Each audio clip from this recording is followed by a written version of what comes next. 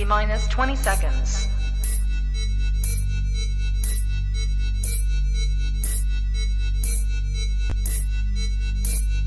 10, 9, 8, 7, 6, 5, 4, 3, 2, 1, 0. Hello guys and dolls, welcome back to Honey Badger 3D Print and Paint. I am joined by the ever motley crew. I'm joined by Mike, the man who looks like the dad from Peppa Pig, come to life. I'm joined by Matt German, a guy who looks like a transgender man who's pregnant and in their third trimester. And I'm joined by Carl, a man who talks a little bit too tall for his height. Afternoon, evening. What a fun way to introduce people. These are getting more offensive every time. I like it. Yeah. So, what are we doing today? So, we are taking a look at the Voxelab Aquila D1. So, this is a relatively standard machine. I'll be honest and say, I don't have that much information about it other than the picture, because we did not receive a press pack with this. We've not received any spec with this, nor have we got any, nor have we got anything on the website, because it's not even available for pre-order until the end of the month. So it's a machine. It's roughly ender-sized. It is direct drive. It has a linear rail on the X, and it has a touchscreen. And that's about all I can tell you until we get into it. So let's get into it. Right. Flip this over. So go on then, Matt. Tell us the dirt on what's happening over at G-Tech. Because I have to admit, I don't follow G-Tech because, you know, I go outside and I mix with ladies. But I know that's not your style. So what are we? So what? Now that you got the old dog and bone at home. So so what's going on with them? Well, they're supposed to. Well, they have stolen, I guess, some intellectual property from another streamer. Another streamer. So yeah, an inventor. So you know, Filament Friday, Chuck. Yeah. Yeah. So he created a bed leveling mechanism. You know, we've had a little LED on it, and it's got a little electric board and stuff like that. And that's how he's been getting people to level their beds, and it works. G-Tech, and it's not only G-Tech. There's actually another company. They've actually copied it and actually put it on their internet to sell. Now the problem is, if you put things on the so when you put things on the internet and advertise stuff, and you know he does do a lot, Chuck. But was it patented? No, it isn't, is it, Matt? If I remember, Sorry. it's not. He hasn't patented it, has he? As far as I don't know. No. I'm not sure. So it's difficult, right? Whenever you publish things on the internet, yes, you are technically liable for. This is just letting us know that this has a switching power supply and it's not automatic. So I have to make sure this is set correctly on the back. When you publish things on the internet, depending on how you publish them, whether you publish them under a Creative Commons license or whatever. Am I to assume that he published this on Thangs or Thingiverse or something like that? On his website, actually. Yeah. On his personal website. Yeah. Right. So I mean, look, I'm not a solicitor, so I'm not gonna sit and debate the law. Yeah. Because the reality is regardless of what the law is, it's an objectively crap thing to do, to take advantage of a community member who has done something where he is creating things specifically for the community. Yeah. Right? It is one thing when these companies steal from each other. So Paul's just saying Feistek as well.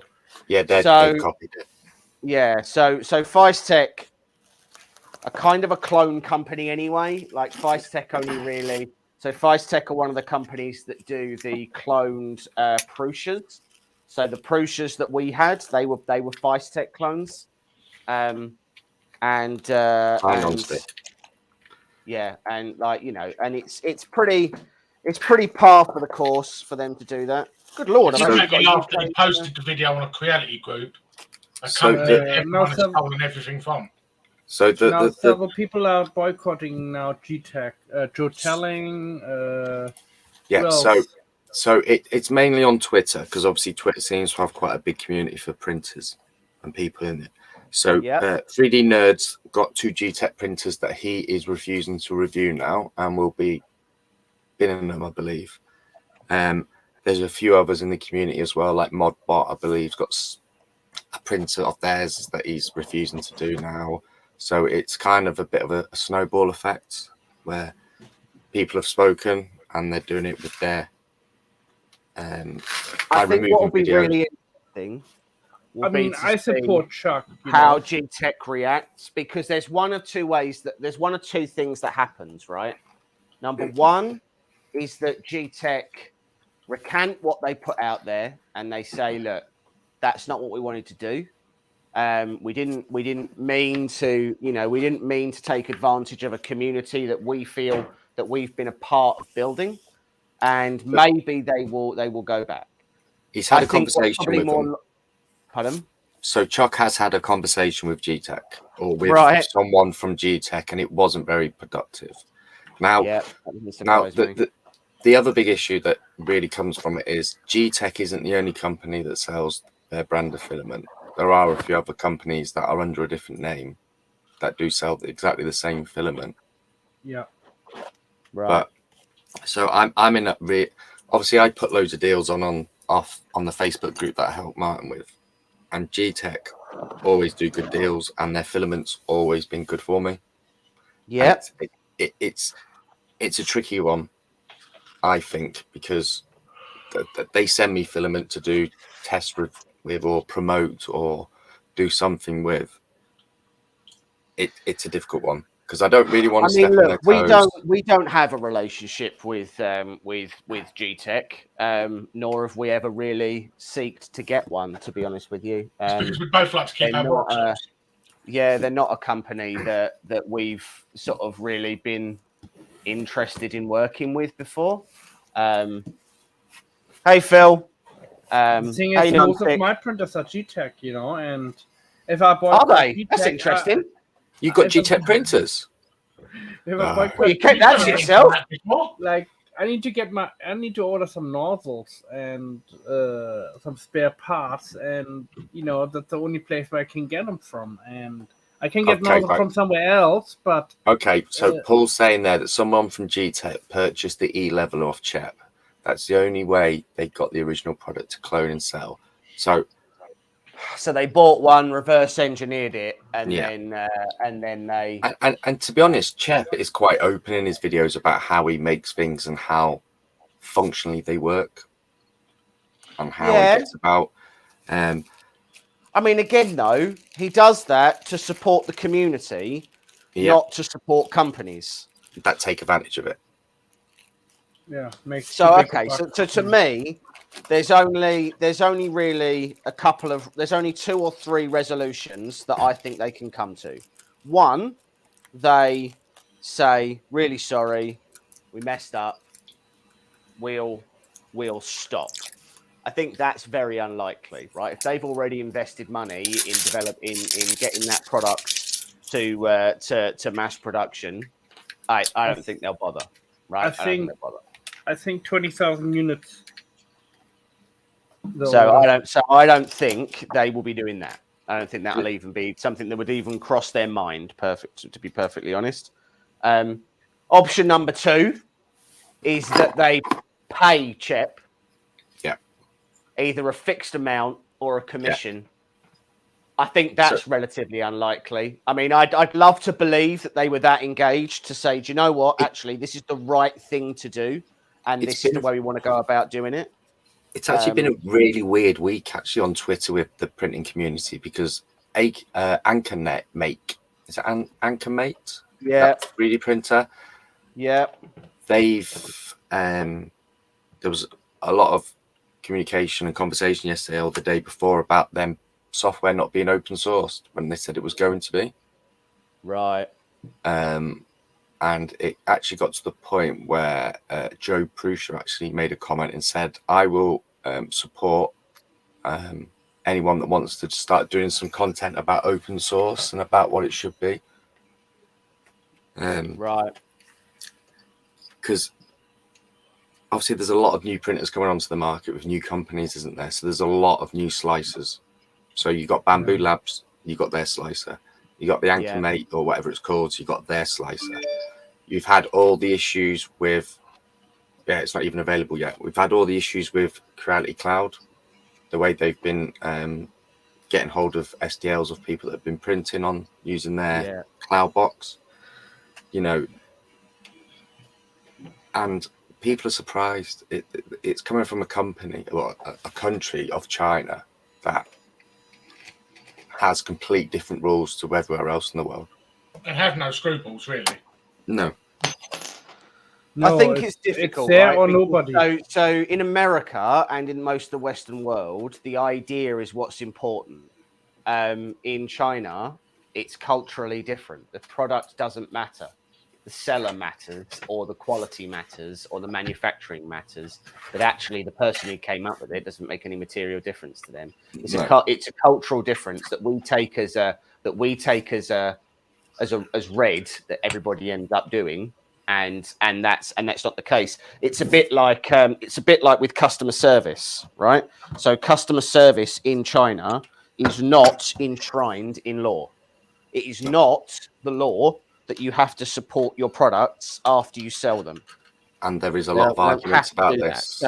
So it's obviously everybody who buys it says, oh well, under international law you have to apply to the country of where you bought it and all of this, and that's fine, provided that they recognise that law, and they don't. As long as the country signs up to that. Yeah. So last week, they don't. So last week, Creality launched their first UK store online. Oh yeah. So you're able, and what's his name who runs it? Isn't it one of another streamer or? No idea. No idea. I didn't watch. But a lot of people these days now, I think it kind of makes you think, doesn't it? Why do people buy Prushas? Because you pay that extra buck, you get customer service, you get support. And what do you get if you buy, I don't know, like my Ender 3S1? It worked for 6 weeks and then it was off for 4 months waiting for the smallest part to arrive so it would work. Yeah. If I was doing that with a Prusha, I would have had the part within a week or 2 weeks. Yeah. Would have been back up and running. Yeah. And that's what you pay for. You know, I mean, with G-Tech it was good too. I mean, if you ordered from the main store in China. I think the problem is, like, because they sell internationally, all corners of the world, these companies, it is a lot different, isn't it? Like, if you didn't know that the rules were different over there for getting warranty on a printer, you'd be like, well, that's a bit wrong, because if I bought it in this country, I'd be able to give it back to Amazon or give it back to Technology Outlet or wherever. It needs, I think, they don't have to, but I think they should make it clearer. I really do, because it is tricky. All the printers say they've got a warranty, but nothing says they're going to actually honour it. No. Now, I've been really lucky with customer service with like Anycubic. You know, I've been fortunate. I've had a few issues and I've had the parts within 10 days. I've had focus parts within a week, not as quick as James and Mike had when theirs didn't work. But like, I get the parts that I need. And I don't know if that's just because I don't scream and shout, or I just go about it the right way. You know, I had an issue with some IWE color, you know, the dual color filament. It was tangled like really bad. And they sent me out another 2 spools to replace it. Can't complain about that. You know, hold on, sorry, just to make James big. If I'm gonna be able to show this. So this is the extruder, which I'm gonna say looks real similar to a Sprite. Put that on the big, even to the point where it's got the angled radial fan. Hold on, there we go. The angled radial fan here. So that does look really quite similar to. I'm just trying to that find looks my quite spare similar one. to a Sprite. I'm not criticising that necessarily. I'm simply Well- pointing out that. Well, Soval have copied the same hot end assembly as Creality, and they are the same company. They've slightly changed the part cooling fan a little bit, and that's it. Longer's Yeah. the same as Creality. Pardon? Longer's the same. Yeah. Yeah, But- Longer is. I mean, Longer uses literally Creality. Like you can buy Creality parts, and for a Longer, and they fit. The hot ends are exactly the same. They're just a different color. They've got a new you can't- FDM printer coming out soon, I believe. This is Longer. what I just made for Sobo a couple days ago. See, the thing is as well with the G-Tech that I don't think G-Tech. Oh my god, I have never seen. They are a teeny tiny set. I've got them ones. I've got them Have ones. you?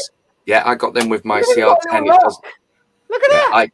I got So, them on my looking at CR10, not smart.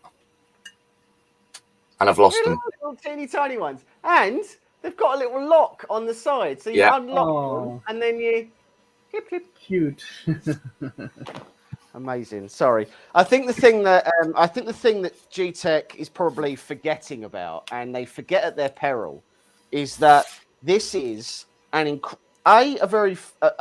market that has a very long memory, but B, an incredibly crowded market.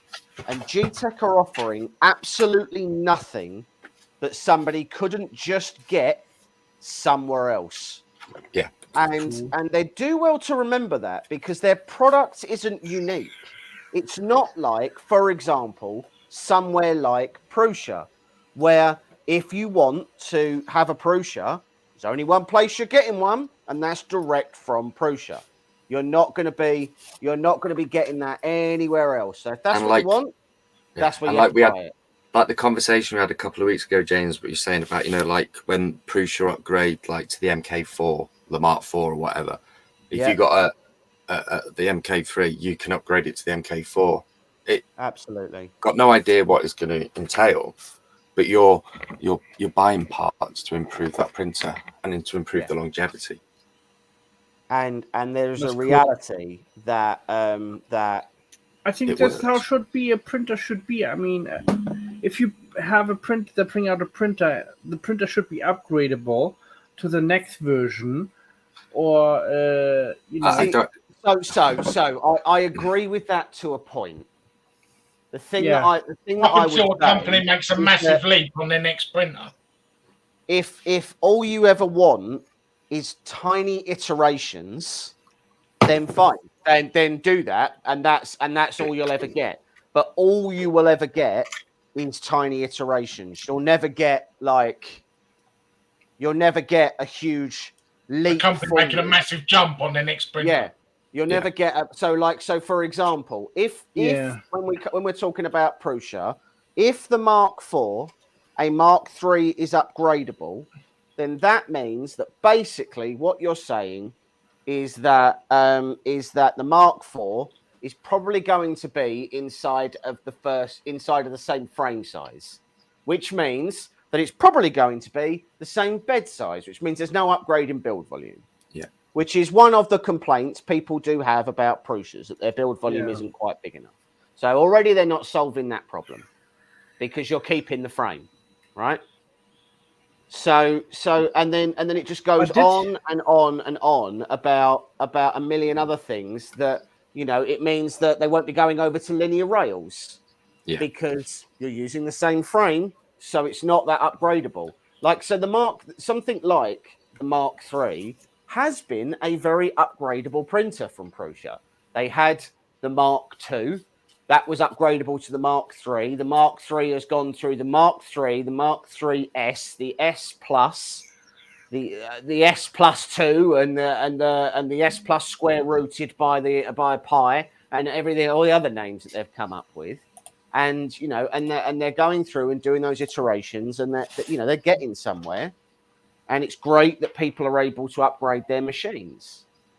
I just wish, I feel like it I feel like continuing down a path that means everything is always upgradable means that you are going to stifle innovation in the sense that there's only a finite amount you're ever going to be able to do. Yeah. And I think this is one of the problems that Reality have done for themselves with the End of Free series. Yes, yeah. Because as much as they are a great printer for, you know, someone getting into the community or someone who wants to get a farm set up that's cheap to get started, it does what it does. But to have an End of Free, an End of Free, it'll always be what it is.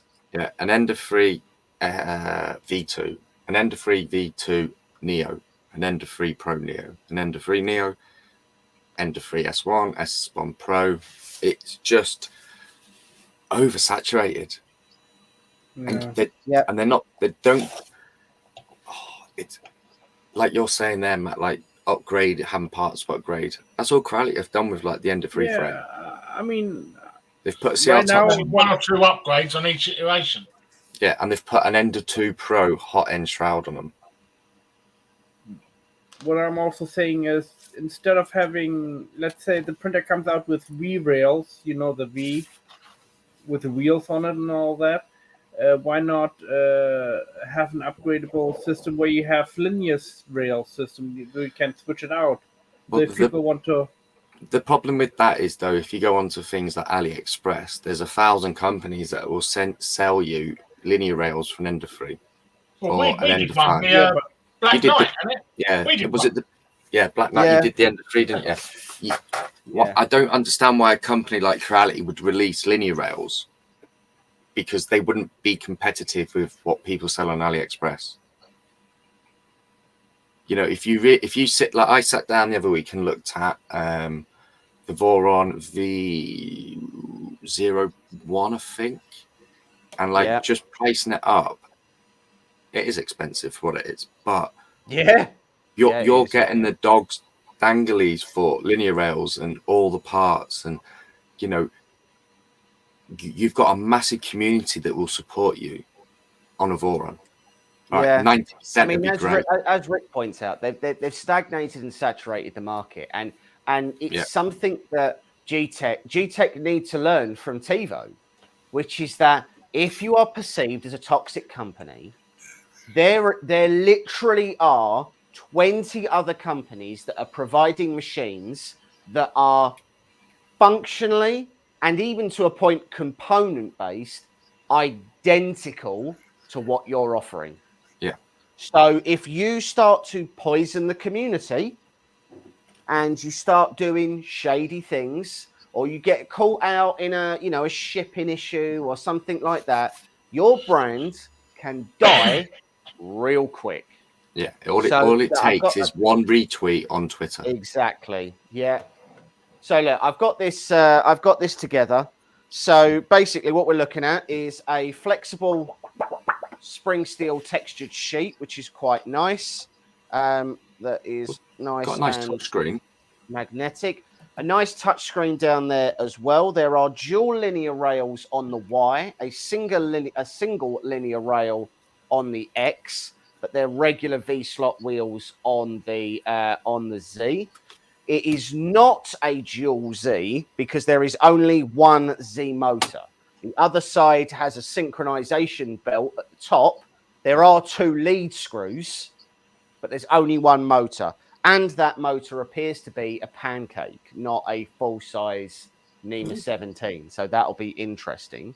It's a regular, it's just regular belts and everything else everywhere else. They've got a really, I don't know if you can see this, but on this bed part here, they've got a really robust, like chunky bed cable on here, like strain relief on it, and it's replaceable as well because this is screwed in and you can remove those screws to get them out. I'm not loving this. I'm not really sure what you're supposed to do with this. Is there 2 screws in the back of that power cable on the bed? Yep, there are. Yeah, so it's very similar to what Sunloop did on theirs, where it clipped in and then I screwed it in. So this is an all-in-one connector on the hot end. Are the end switches actual switches, or is it so? No, they are physical end stops on the X. There is a physical end stop on the Y, and then it has a inductive sensor on the Z, and no physical. One second, and no physical Z end stop. I'm going to try putting this in this way to see whether or not this works a little better, because I just don't like the way this. So this has got an all-in-one connector tool head, but there is a breakout board on the actual tool head itself. And the only thing I don't like is this cover just seems to just sort of sit on there. Just be there. So, Like, so when I had my Minga Magician X, the fact that the shroud cover was a bit of a strange one. I just don't. I mean, it doesn't really seem to. I mean, admittedly, it doesn't. You can't just pull it. Oh, there you go. So it just comes off. But I don't. Oh, there's two screws here. Hold on. So on the Minga, they had two fans inside to keep it cooled down so it didn't melt, because that's what it did in the tests. It melted. Right. Hold on. I think I've installed these in the wrong order. Since last time we had a hangout, I have now a logo. Have it made. Oh yeah, I saw that you did that. Looks good. Yeah, I'm pretty happy with it. You've come a long way, Mr. German. Yeah, it took me a couple of years. It's nice to see you using another colour. I know, blue. Blue white. I mean, I'm assuming, and all blue. joking aside, because I know it is something that you do actually enjoy doing. But like, you're still focusing on lithophanes. Yeah. So what's the next step for you then, Mr. German, with your lithophanes then? So, because obviously, have you got anything interested in the pipeline that you're working on? Have Luvan got anything? That's what I'm working on right now. I need to get an IDEX so I can do my picture frames differently. Hold on. So if you know someone will get us an IDEX, why wouldn't or potentially? Yeah, because I don't have. I'm not that big, you see. Oh, I've heard them stories. You are. You're bigger. I'm taller. That's true. But I wear a large, mate. So your best bet, if you're looking for stuff like that, Matt, if you're looking for someone to support you, you need to possibly speak to Tenlog. Or speak to anyone in the community that's worked with them in the past. They're normally quite supportive, but they do actually have a new IDEX coming out. Space, aren't they, Carl? Right. Pardon? Are Tic Tac doing an IDEX, or are they just doing that that horrible belt thingy? I believe they got an IDEX coming. I think they've got an IDEX coming. I believe they have. Matt. Right now, I'm trying to get to this company, to give me an IDEX, and yeah. So what about this idea then, Mr. Right, Matt? Your best idea is buy yourself an IDEX kit to put on one of your printers. Yeah, I thought about that too, but you don't want to spend the money. No. Money's kind of hard for me to get by, so yeah, Paul. I live on a budget. So Tenlog have actually upgraded. Is it the D3 they've got at the moment? They've upgraded it, and I'm not quite sure what parts, but they look like they're going to be releasing that soon. To make sure. So the SV04 from Soval is a nice IDEX. Yeah, that's what I hear. Soval is nice. One of the best IDEX what I hear out there. But did you see? Is it the J-Bow, James? Is it the J1 Mat maker? Yeah. Did you see the pictures this week? They've actually released the full specs of it now. So, okay. So, look. So, first and foremost, I am not wildly happy with what they've done, right? Because what they've done feels very much like a bait and switch, right? They completely divested a brand, threw a bunch of engineers at it and community and everything else, and they started with Kickstarter. It was their first machine, all of this stuff. Really innovative, really tried. We talked a lot about how they were doing the screen. They decided to change that. They've worked with the community a lot to be able to do the things they're doing. And then right before they were going to actually start building the thing, they went back to Snapmaker and became part of the Snapmaker brand. It's Snapmaker, I not didn't like that. I thought that was a real, like, that was Snapmaker basically saying, if they go bankrupt, we don't have to worry about the toxic asset. They've now not gone bankrupt, proven themselves to be successful, so we welcome them back in the door. Yeah. And I just dislike it. There's a lot of people who have a degree of prejudice against Snapmaker, right? The A series that they did, the A, there was the A150, the A250, and the A350, are not perfect machines by any stretch. They're really expensive. And I just feel like it's a really disingenuous way to have got people to have backed that Kickstarter. Yeah. The Kickstarter was originally this independent group of engineers who had come together to try and make something really cool. Yeah. And now what it turns out really is it was just Snapmaker testing the market to see whether or not they could spin up another brand. And I just don't like it. It just feels seedy. Yeah. So, all right, let's see if this homes well.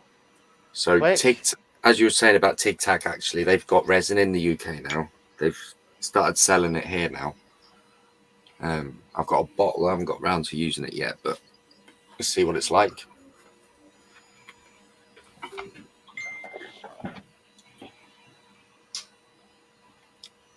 So I'm not in love with this extruder cable just flapping about all over the gaff. Like, Matt German, how many lamps do you actually have in your house? Oh, I keep changing them out. Because it'd be one of them. Are they battery powered or are they? Huh? They're battery powered, I take it, right? No. It's a proper lamp. They're all mains. Jesus Christ. What I do is I make him now in the same. I make him now in the same shape, right? If I get different filament, I make him in a different shape. If I have different pictures, I make him in the same shape and change them out. Yeah, but you've got a lamp behind you. You've got your LEDs over your printers. You got your light underneath. I'm not surprised I have power outage up here. Right. Should see my new sign. My printers are nuclear powered, don't you know? Well, I don't think those words with German and nuclear power should be in the same sentence. I was about to say, please don't get our channel demonetized. What, for nuclear power? Having nuclear power? I mean, I get nuclear power, you get nuclear power, everybody gets nuclear power. Yeah, Paul, I bet saying nuclear power. Paul, there's probably a file on there as a test file to print for the cable caddy.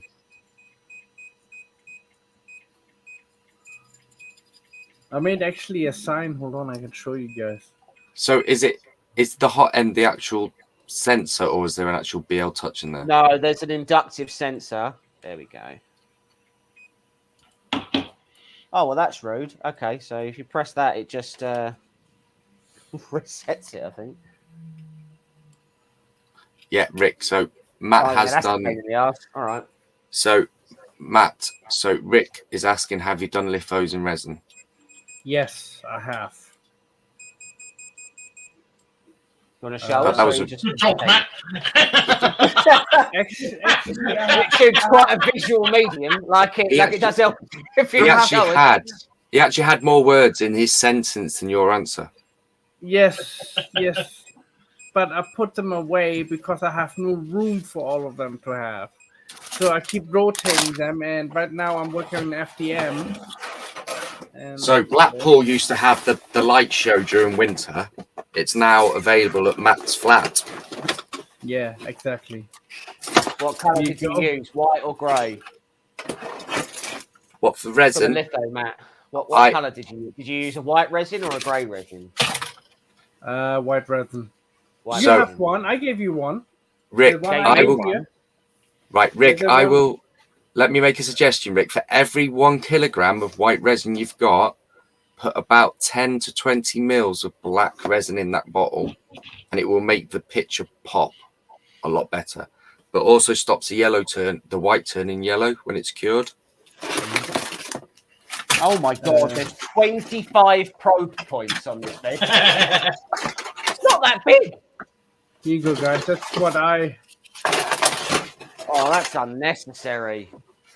So I've got some. That's too many probe points. So I don't know if this will come through, but that's a resin litho. That's nice. So that's my 11-year-old. These were done with a little bit of black in them. So there's my dog. Are you doing them completely vertical, Carl, or are you doing them pitched? Completely flat. Completely flat? Yeah, that's my youngest. Completely flat. And I do 2 every 12 minutes. Jesus. All right. How are you doing your burning layers? Are you not getting like elephant's foot or anything? Well, I suppose it doesn't matter, does it? No, because they're not that big, are they? No. So hold on, though. So if you are doing, so if you're doing it flat, what build plate are you doing it on? Because, like, surely if you had like an etched one or one that had perforated holes, so that wouldn't make. Did you? Well, that wouldn't make any difference, would it? Because that's the back of it is actually touching the build plate. Yeah. So in the edge. So if you had an etched design, I've found before, and I don't know if it cut. Well, yeah. All right. Yeah. So the laser etched beds you've got. Have it on, but it's smashed to pieces now. So yeah, got the top bit. So you know, actually, this is interesting. Sorry, I was wondering why the bottom pillar that held this up, that this sat on, was really heavy, and I was like, I know I hollowed it, like no way. And it turns out the reason is because I didn't put any holes in it. Because what's now on my floor is quite a lot of just resiny stuff that was inside, that was previously locked away inside of that pillar, and now it's all on my floor. That's not ideal. The honey badger lamp, what I sent you, that was resin. I think, James, I think that would be quite an interesting. I think that'd be a quite interesting test, actually, with that. It keeps breaking up. Oh, Carl, you're an etched. Your internet's having a. You've not put 10p in the an meter. etched build plate would potentially ruin your if I wouldn't it. Yeah, we're losing. You're dropping in and out there, Carl. Alan. Oh, now I've got resin on my hand. Mechanics, you're damn right. Can you hear? Okay, all right. Carl will go and. Oh God! Pay that would stay there as a memorial to Carl. That has to bring all of his stuff back. We're only on 0.7 on this, just as an FYI. Carl, you know Matt is secretly judging your litho prints, right? Not secretly, he's overtly judging. Openly. So I think so. The only reason that I ask, right, is that if you've got an etched build plate and you do stuff flat on it, and if the texture from the build plate ends up being the rear layer of your lithophane, then surely when you shone light through it, it would show the texture of the build plate. And I don't know that it does. I've literally never tried it because I don't know. On all of the prints that so if you take this, for example, which is Goro, the God Destroyer, right? He prints like this. So all of this is supports, and then what's on the bottom is a raft, and the raft just goes in the bin. So I don't know that I've ever actually really looked at what comes off of the build plate. I'm trying to think if I've got any of the print. It would be interesting to see that. Matt, isn't your do you do yours flat? Isn't your Frozen got an X one? I don't print my lithophanes flat. I print them vertically. Oh, there's resin all over the floor. And I like to live. It's really sticky, and I've tried it twice already. Hasn't your frozen one got an it's on my etched build shoe. plate? Oh no! That's Oh, the regular it's plate. gonna get everywhere. Yes, we've got Oh, one he has, man. Non-stick. You've got plenty of etched build plates on your resins. Oh yeah, I have some of my. So A the etched lithophane build plates flat. that I know of are things like so the etched build plates I know like the Frozens, most of those are etched. There's an etched design on my Pegasus from JShenC. Oh my god, Matt! I just spotted the adipose. Oh, is that the thing from Doctor Who? Is it? Is it the little fat monster from Doctor Who? Yeah. Yeah, right, fair enough. M3 Max. Yeah, I've dropped that. That's everywhere. I've even put some towel down and it's soaked through. Oh, it's soaked through the towel. Oh, God. There we go. Everybody. Oh, it's his print. He's done. This is why I'm not allowed nice things. Yeah. What colour is this? Grey. That'll do. PLA matte. Why not?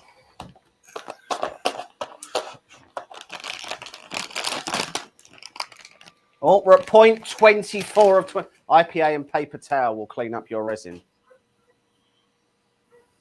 I've put paper towel on it, and I think we all know that's about as far as I'm going to go. Yeah, just put newspaper down. Carl's That's what I do in definitely bed. dying. What's that? I'll be back in a minute. Carl's All right, no worries, man. Oh, it's all on the table. Oh, no, look. Oh, this is, it's dripping. Oh, I should have put that on a towel. It's not, oh, God. Oh, it burns. One stream. Just wanted one where I don't drop something or get it in my hair or like just embarrass yourself. Turn it into some creepy 3D printing OnlyFans exercise. So unnecessary. Right, anyway, so we've done the auto level, we've done the auto home, we've done the Z offset. Let's load some filaments. The extruder is heating. Oh, and I've got resin on the screen. This is terrible. Load. Right, okay, fine. Oh, okay. So the tension arm is that you should also be using gloves. Yeah. He doesn't use gloves when he's actually printing, so it's white, isn't it? It's I don't just have spontaneous gloves lying about. This is an FDM episode. I didn't expect that to happen. I didn't know there was an horrible caramel surprise inside of that Goro statue. And even if I did, I wasn't expected to smash it on the floor. James is doing it on purpose. We all know we come here for the mishaps, not the build. That's fair. I think if I managed to get through one of these and something didn't go wrong, everyone would be like, it was a really boring show. James didn't even have a breakdown halfway through. Who wants to watch a proper mentally adjusted person having an okay time? What's the point of that? Everyone loves the breakdown. So it has got a filament sensor, so we go through that. The idler arm is spring loaded, so we push that through into there like that. Cool. Cancel. Back. Auto home. Does it come with anything on there, or? Well, we will find out. So we get the obligatory micro SD cards, an 8 gig one. Hey, I've been painting. Put the SD card in the right way.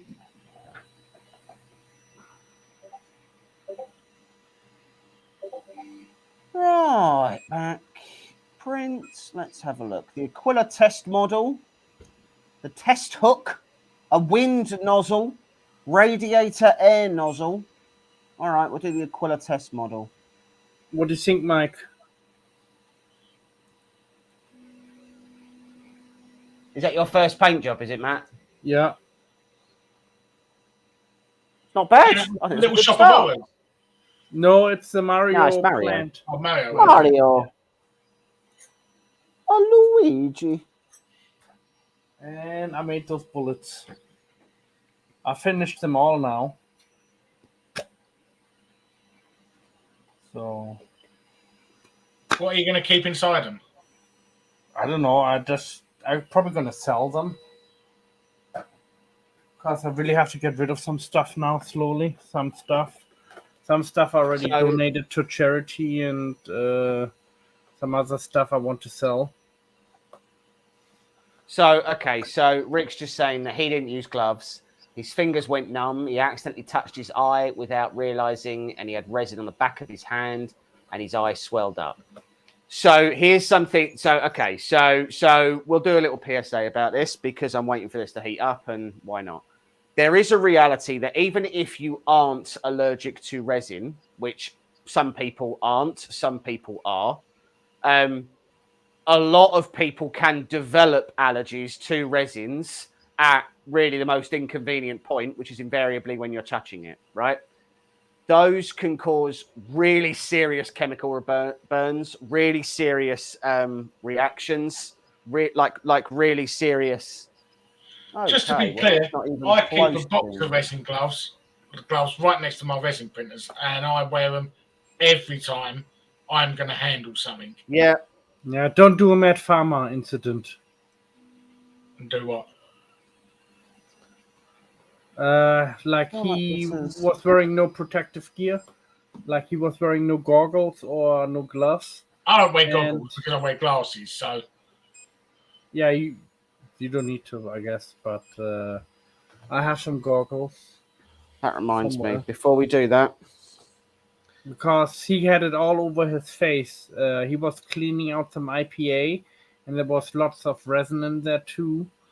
And it literally slipped out of his hand and went to the floor, and it went like woof, the water upwards, and I put Mentos in Coke. So again, to be clear, just because you aren't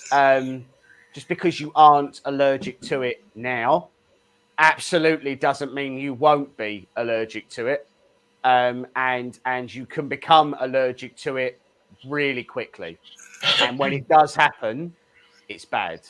So I jokingly I have not worn gloves when I've been on here. That isn't right. I should be wearing gloves. If you don't wear gloves, don't message me with pictures of your horribly disfigured corpses to say, like, you did this to my child, or I touched my dog and now he's vegan, or whatever. Like, if you should wear the right safety touched my child equipment. and it became ginger. Yeah, like, I'm a professional moron. Don't do the things that I'm doing. It's stupid, right? So there. I actually did print some functional stuff last week, didn't I? I actually printed a couple of functional things, which is not something we're known for doing. It's not something we do. But I actually printed a couple of paint racks. I needed more paint racks. I didn't want to buy them. So I printed two and put them on the wall. It's very rare for one of us to print a functional print, really, isn't it? Let's be honest. That is very true, yeah. Is that your new garage? Is that your new garage or the old garage? This is the new one. It'd be weird if I was going back to my old house to just go into their garage. It looks similar to the old one. Is there a door also behind you on the left side? So there's the door over there. Yeah. In my old garage, the door was sort of, over there as well. Right, we'll try that again. So probably shouldn't use this as a substitute for lube. Absolutely not. It's terrible at that. Gee. Like, it would be really bad at that. It does depend on whether you're using the lube or you're just applying it. Yeah. If you're applying it for other people, don't worry.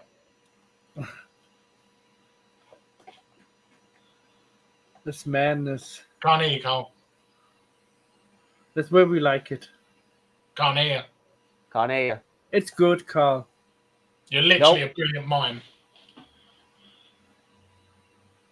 Yeah. You are white enough to be a mime. I mean, he didn't need to do that. Actually, he turned his microphone on. That was a bit of an overreaction. Yeah. Took offence to it.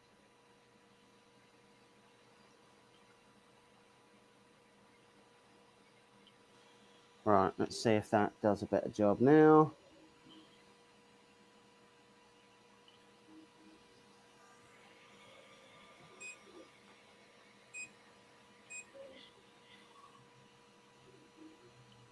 All right, Aquila is it's doing it, so it's printing. So we'll see how this goes. What's you printing? Cube? It's doing whatever the Aquila, whatever the Voxelab test model is. I've no idea what that is. 3 days later. Hold on, Carl's back. There we go. How's that? Is that better? Oh, we can It hear you is. now. There we go. Look at that. No, it's not better. We hear you now. So I'm going off my mic on my camera now. Stupid thing. Brilliant. Right. Okay. So this is clearly silent stepper drivers. It does have tensioners for the Y and for the X. It's dual linear rails on the Y. It's a single linear rail on the X. It isn't printing particularly quickly on this at the moment, but this is just their test model. So we will have a look at a Cura profile for this and have a crack and see how we can do. Carl is frozen, or he's again standing very still. Yeah. He's just it's one on the street Right, before. fine. He just Carl's closes. frozen again. Oh no, there he goes back. There we go. So the spool holders, fine. I personally, we've been through this before. I don't mount my spool holders to the top of my printers. It's a huge amount of weight to have up there. I don't like it. But it does have a filament sensor up here. So you've got a filament runout sensor. It's direct drive. It's got an inductive sensor. I mean, all in all, it's a nice little package. Like it does what it says on the tin. The problem is I can't really give you a lot of any other information about it, including the price, because the price isn't on the website. Don't know. And they didn't give us a press kit. So I have no idea. This could be £1,000 machine, or it could be 43 quid. I have no frame of reference. I give you £2. I give you £2 for it. Well, I mean, that could be the right price. So an Aquila X2 is $179. So one would 250. imagine 300. that this is probably somewhere around the $200 mark, the $200 mark, I would guess. But Not again, with linear rail, I think. yeah, I mean linear rails. I mean, it's got everything. It's all of the stuff that you would want. Say direct drive. It's linear rails. It's Bed leveling. auto bed leveling. It's ticking all the boxes. Oh, his kids are playing on the Xbox. It's a plane on the Xbox. Excellent. So yeah, I mean, it's doing exactly what it's supposed to do. I'll be lying if I said that it wasn't a bit slow, but I mean, this is just like it's putting down the first layer, it's printing the test model, whatever the test model is. So off it goes. The problem is I've absolutely no idea how many, like how long How big this model is. supposed to take. I don't know. This is a 4-hour model or a 10-minute print. So yeah. I mean, it's putting down the first few layers nice enough. It's perhaps a hair too close to the bed. So I'd probably work with the Z offset a little bit. It would be okay if they were only on one console. They're on 2 consoles. The Devils. Probably 3. Look at you struggle to have 3. He's You only got should 2 put them to kids. work. Your labor force, you need to Yeah, put that them is to easily the most German answer you could have given. Yeah. I see children playing. Find them a job. It's in work camp. In the work camps, I shall not be having the fun. No. No. 24-hour school, yeah. And give them all a special dagger. Given a 10-minute break every 3 days, they may play in this time. They will know what fun is. I can imagine you. Oh, that'd be funny, but the Germans are not known for their love of fun. Yeah. I can imagine you being a really abusive Willy Wonka, but like instead of Oompa Loompas, you just make children work in the factory. They're not known for being a comedic nation, are they? Oh, we're comedian. We have some comedians. Carl Dahl. A non-stick and demonetized. You can't get demonetized for what I'm going to go out on a limb and say was an absolutely bang-on accent. Carl Dahl? Like, that was... my That's accent the guy's is name. slightly more European. I mean, it's more casual. More casual. You know, I kill a little bit, but only on the weekends. I like to work. You know, it's that's always fun with you guys. So I tell you what, right? So I put my 3-year-old to work in the shop I'm at. We put dusters on his knees and got him to go under the table and clean the floors. Well, that's going to come up in a social. That's going to come up in a social workers report. They're definitely going to screenshot that. Have you seen Vector 3D's Hurricane build? Ran speed tests, got it to 95,250 millimeters cubed. Its acceleration. Damn fast for a bed flinger. So Germans can have the fun. They wear socks with sandals. Fair play, yeah. Springtime. Yeah. Okay, and we get all the sunbeds. Remember, we get all the sunbeds on vacation. That is true. So Paul, no, I haven't seen Vector 3D's Hurricane build. I have seen the Hurricane, or Hurricane, whatever you want to call it. It looks like a really nice machine. Big Tree have done, or Big Q now, I suppose, have done some really nice stuff with the machines that they've done. It's interesting when you see somebody who traditionally makes components move into building like a full machine. Hey, does logos. So it's really interesting when you see them just go from we're making extruders, we're making main boards to we may as well make a whole printer. The problem that I have is that with the kind of models that me and Mike are doing, like for example the model that's on Mike's right hand shoulder, like a very judgy parrot. It doesn't fit on an ender. It doesn't fit on an ender. So when they're doing smaller machines, the reality that they're bed flingers isn't a problem for us. That's not a big deal. We're not trying to print quickly. It's most of our printers. One word, 1960. Right, yeah. He's been playing with it for a few days now on his channel. Some interesting content on it. Yeah, as I say, it's for us. It is about build volume. So we still need to finish off the series on the rat rig on the VCore 3. I've had some issues with the main board that I'm trying to sort out at the moment. I'm actually chatting to Big Q about the issues that I'm having to see what I can do. So there's absolutely there's more coming on that. We've got the Magician Mingda, the Mingda Magician Max or Pro. Max, is it? I think it's the Pro, which is like a 400 by 400 bed slinger. And again, I want to be clear. I've got nothing against bed slingers, not at all.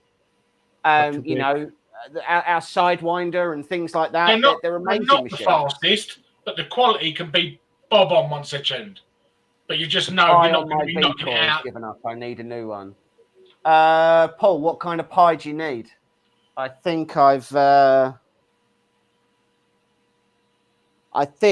might have a spare. If you drop me a Facebook message, I might be able to fling you one. I'm tempted to get an FL Sun V400 from Technology Outlet. What are your thoughts on it? Okay, so I love deltas. They are fascinating to watch.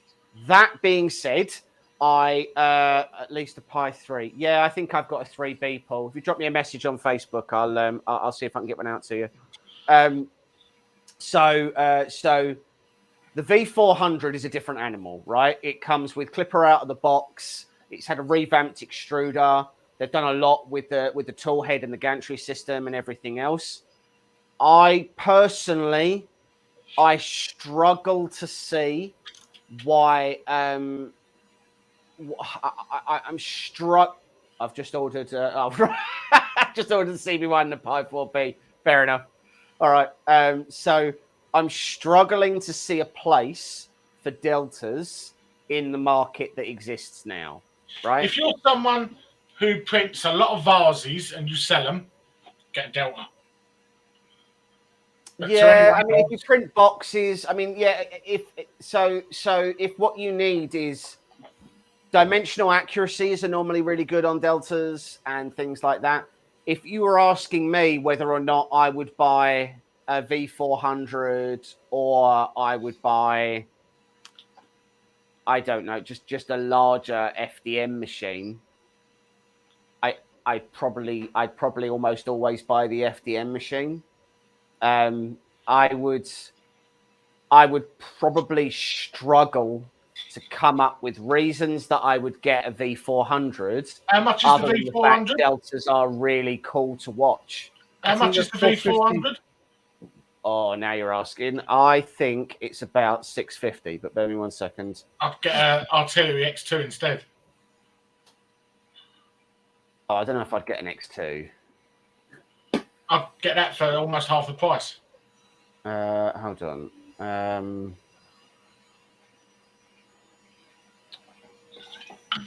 FL Sun. Right, the V400 is 825, including VAT. 825. That's a chunk of money. What would I say that you would get instead? Well, for an extra 150 quid, you could get the bamboo without the multi-material. Yeah, so if you went an extra 150, if you went an extra 100 quid, then you could get the non-carbon version of the X1, and that thing's stunning. I have not used a 3D printer that has performed as consistently well as the Bamboo Labs machine has done for me. It's not perfect, and I'm not suggesting that it is. But the X1 carbon that I have is, first of all, hands down, it's the best FDM printer I've ever used. The AMS system on it is absolutely amazing. I really like that. It's not a perfect solution. I think it's one of the best solutions out there. I think it does a better job than the palette. I think it definitely does a better job than the Prusa's MMUs. I think it does a better job than most IDEXs, to be honest. So I would personally buy a Bamboo Labs X1. If your budget can stretch, I'd go to the carbon. If I was looking for speed, I'd consider. Well, I mean, the Bamboo goes insanely fast. The only downside to the X1C is the noise level. It is. Yeah, I'll not lie. It isn't quiet. It isn't one that you're going to have. It's the noise level and the build space. The build space is a bit small. The build space is a little. But then it depends on what you're printing. It's a little bit small for some of the stuff we do. Yeah. I mean, the build volume is a little disappointing, if I'm honest. I would like to have seen it a little bigger. 255 by 255 by. But the noise level also depends on where your printers are. So yeah, like. Yeah. And look, I don't print with it on sport mode all the time. The noise would make no difference whatsoever. Yeah, I very rarely print with it on ludicrous mode. I don't often print on sport mode. I just put a print on, and it takes as long as it takes. Oh, a 256 cube. Sorry. So I don't often sort of print on the super fast mode. I would say even on silent mode, I don't think it's silent. Well, it's not silent. For a start, but it is an incredibly good machine. But yeah, that's true. You're not going to find a printer that goes really fast. You're not going to find a printer that goes really fast and is silent. Yeah, I mean, look, there's a reality that the reason why people flocked to deltas was because they were so much quicker than bed flingers, right? They just were. By the nature of their kinematics, their engineering, their design, what they can put up with, they were meant to go faster, right? Absolutely. The problem is now that you have the Vorons and the rat rigs and the carbons and, you know, the other Core XYs that are on the market, it's difficult now to justify it for any real reason, like other than you just want one and they're cool. The V400 is right now the best Delta on the market, certainly at a consumer level, right? I've got a Delta back there. I haven't used it for probably 6 months. Yeah, and I've got my Delta. It's sitting on the floor. Like, I'm not using it. I'm not using it. It's just, yeah, it's a shame, but I'm not. So I just don't have anything to put on it. There's never a point where I just think, oh, I'd like a worse version of this, please. And right now, my actual issue is that the X1 Carbon prints things so well that I'm actually really struggling to even come up with times where I want to use my Sidewinder.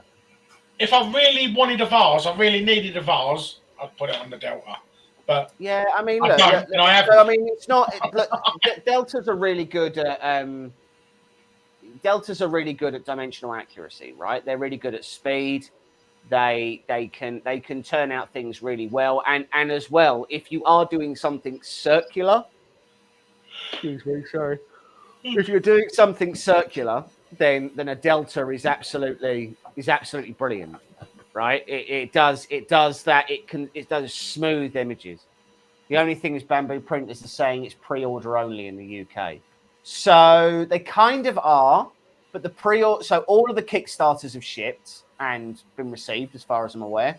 I know someone who pre-ordered 2 about 2 or 3 weeks ago,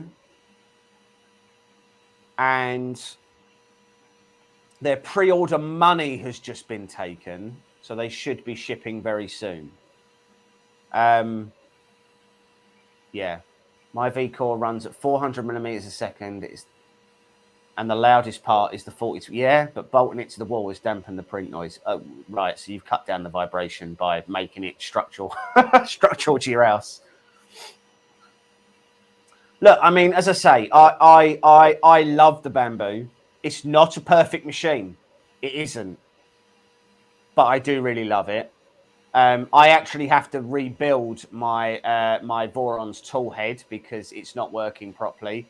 And I still need to fix the issues that I've got going on with my Rat Rig V-Core 3. So I need to deal with those. But the thing is the Voron and the Rat Rig, you could go and buy one today and you'd have them inside of a few days, but you've got to build it. And I mean, there's 18 to 30 hours to build those machines easily. And it's not easy.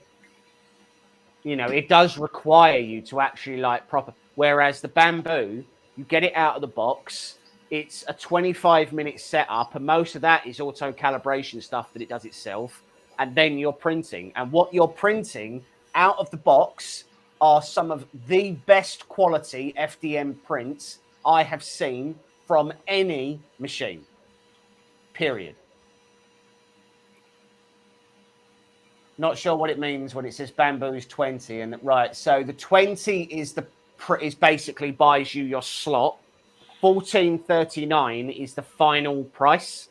That's what you get billed, but you don't get charged that until they take your pre-order money. So today they take 20 to secure the machine, and then 14.39 is the total cost of the machine, including VAT. So once they ship it, 14.39 is what's taken from. Or sorry, before they ship it, 14.39 including VAT is what they charge you. That's for the X1 Carbon with the AMS.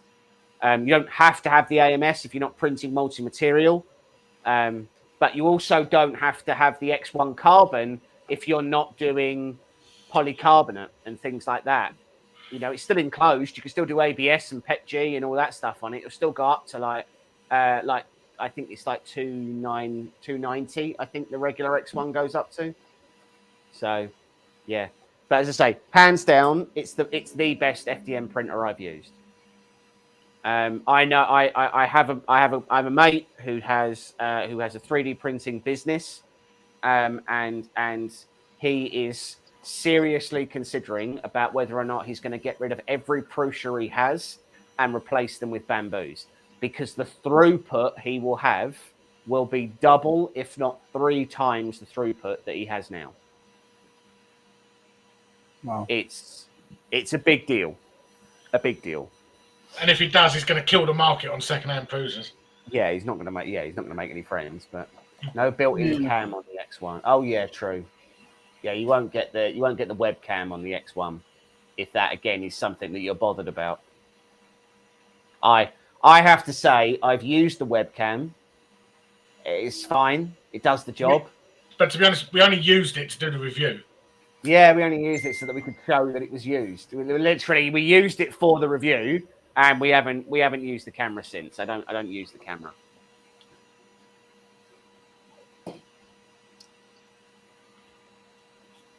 Right. Well, look, this has been going for a while, and it's on about 10%. So clearly, this is a much longer model than I thought it was. Although I didn't know how long it was, so I don't know. So he'll have 4 soon. So this will be done at some point in the future, and when it is, great. But I mean, it was super easy to put together. It is a pretty feature-rich machine. That's really nice. The machine. It's genuinely it's fine. Like I mean, it's fine. It's doing exactly what it should be doing. It's quiet. It was nice and easy to put together. The linear rails are good. They're genuine Gates belts on there because they're branded. It's got a filament runout sensor. It's got a nice touch screen. It's got everything you would expect it to have. And it got tightening knob for the belts. Yeah, so there's a knob on here for the Y-axis, and there's one on there for the X as well. Again, the only criticism I would have, if indeed I had one, would be that could it give the Ender 3 a run for its money? Well, yeah, because the Ender 3 is garbage. So absolutely it could do. Yeah. If I was to compete in the Special Olympics, I'd do very well. But that wouldn't mean I was very good. It would mean I'm in the wrong sport. So this is a regular printer, and the Ender 3 is not. The Ender 3 is a shot in the dark. It is sometimes you will get one and it will be absolutely fine, and sometimes you will get one and it will threaten your family. It will threaten to burn your house down. And there is a very wide gap and a huge spectrum in between all of those things, right? So I mean, yes, it's good. Is it better than an Ender 3? It's quiet. It has linear rails. It actually has a touch screen rather than that turning knob thing. It's direct drive. It has auto bed leveling. It actually has Gates belts rather than fake Gates belts. It has tensioning knobs, which the others tend not to. Is it better than the S1 Pro? I don't know. Let's get an S1 Pro on the channel. Okay. Well, we've already got an S1 coming. So there's that. One thing I do want to mention, whilst we are all here collectively gathered, is the channel has hit, in the last couple of months, 10,000 subscribers. That's huge. Our target for the end of this year was to hit 10,000 subs. So to have hit that in early October, absolutely amazing. I'm blown away. Both, me and Mike are incredibly happy the channel has grown at the pace that it's grown at. That is entirely down to you guys, right? That is down to the people who share our videos, the guys who jump here and chat with us, and everything else. It comes down to people like Carl, who've given us a huge amount. Actually comes on. Who actually comes on. It's Matt for, not murdering us in our sleep when we go to his wedding. It was. Wasn't that bad? It was. We went So there's that. Thank It you. was a local town for local people. It's a local town for local people. Yeah, I would absolutely agree with that. Maybe a little bit of chlorine in the gene pool wouldn't hurt. That's all I'm saying. I'm just saying that it does feel like there's perhaps been a little town that hasn't included extra people for a while, and everybody knows each other, if we know what we're talking about. Yeah, That's true. like when that I've never woman seen so many came up to cousins. us. So this is a nice little story for everyone. We were in Leek in Staffordshire. It's a terrible place. Not Staffordshire. Is it Staffordshire? Yeah. Yeah. We were in Leek. Me and Mike were walking out of the Premier Inn in the town centre. An old woman stopped us and said, "Did you know that this has happened? Did you know this is the largest war memorial in the country?" And I said, "Have you seen Nelson's column? Like, Nelson's column's massive." And she just went, "We don't count that," and then walked off. True story. That was it. It was just a big clock. Like, that was her. We didn't. It wasn't even a big clock. We weren't even staring at it. It's not like we were both standing there going, "Oh, I wish someone would just tell us more about this big clock." We were just walking through the town centre, minding our own business. And then she stopped us and she went, "Did you know that that's the largest war memorial in the country?" And then we just went, "You seen Nelson's column? We don't count that. We don't count Nelson's column. That's not." For the only reason being. And then she just walked off. Hey, I gave you a warning. I told you it was in the middle of nowhere. Yeah. Terrible. An awful, awful little town. Yeah. If Anyway, I wanted to murder It says something when the Premier Inn is the poshest part. Yeah. When the Premier Inn's the poshest part of your town, when we're in the good part, and that's what the Premier Inn is, that's a red flag, ladies and gentlemen. That's what that is. There's a lot of red flags on that event. But anyway, I digress. So we've hit 10,000 subscribers. We want to do a big giveaway. We've actually now hit, I think, 10,100 and something. I don't know what. We just wanted to make sure we was over the 10,000 because we didn't want to do a Jerry. Yeah, because I seem to recall very vividly that there was an incident where somebody put out a thing about, like, they were now they'd hit 3,000. It was Jerry. No, it wasn't. It was Sam. And No, it was Jerry. It was Jerry. Jerry did like a 5,000 one or something. And on the date he did his live stream, just before the live stream, like 150 people left. And his 5,000 giveaway was actually 4,900.